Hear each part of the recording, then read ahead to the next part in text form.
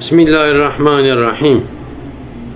Geli insana, pareme insana, gavak sıkıntı meçedbe, gavak deyne meçedbe, gavak nekhoşe meçedbe, gavak emçin xastahana berdere acili, yahut nekhoşe me nezime, kut ameliyat ka grandaye, em gazi Rabbi alemetkin, em den ya Rabbi yardım ki. Xudai Teala yek dakik, yek saniyekiş bira me naçe, em gazi Rabbi alemetkin. em zanin şifa kul ba Xudaya. Ama gava ku nekhoşe me baş dibe, sıkıntı me diqede, ija ve çaxi em Rabbi aleme jbirat kin. Rabbi aleme jid Kur'an'da dibêje, dibe gava insanı eğer direşkiriye, eğer unuştiye, di çi halde dibe bira ve gava sıkıntı ka uçe dibe, evil gazi mitke dibe, ya Rabbi yardım biki. İja gavak dibe az yardıma ve diqedinim teşekkür jinake pişta xuddemin idim bira xu jinayne mecbir dike. İja geli insana em çima Rabbi alem mecbirat kin.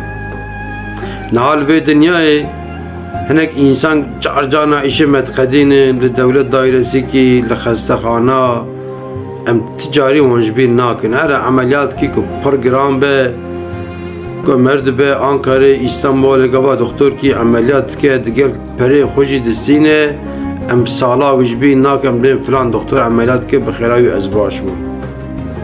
هنک انسان ده زمان کی تنگ دا پرا بدین ددن مروا بدین خود دن مروا ام وانجبی ناکم بین والله فلان تاریخ دا فلان کس پرا دا من بخیراوی فی ایشا کر ام تجاری وانجبی ناکن. اما maalesef ام رب عالم جبیرا دکن.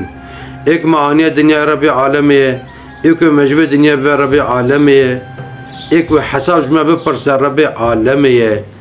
पकी हम चमा रब आलम जबीरात किन नहा रोजा महशर खुदा ताला बजे कावरन از एक سوال की जवाब परसम ओ जे قرار होले गोरे बदम रब आलम बजे की व चमा دفريه دا مجبير ذكر التنقاية دا أتكتم بيراوه أمج رب عالم رب جن چه cevaba me heye yana çıkan minki düşünmüş bibin eğer cevaba me tine be ica emjire peda Rabbi alemi daha beter benim bilahu vallahi em günene vallahi em nizanik em çıka günene